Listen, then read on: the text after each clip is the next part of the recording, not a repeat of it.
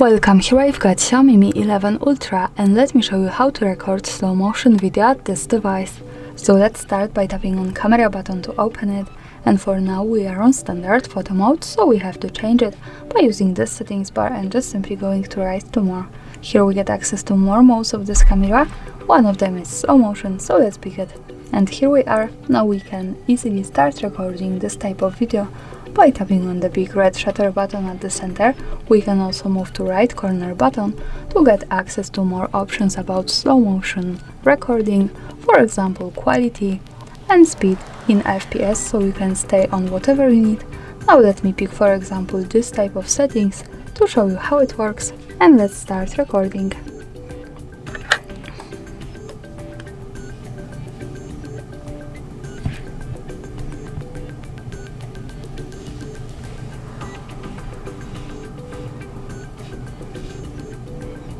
Now let's stop by tapping again on shutter button to see the video. Let's move to the left one that follows us straight to the gallery, and here we can play our video by using center button.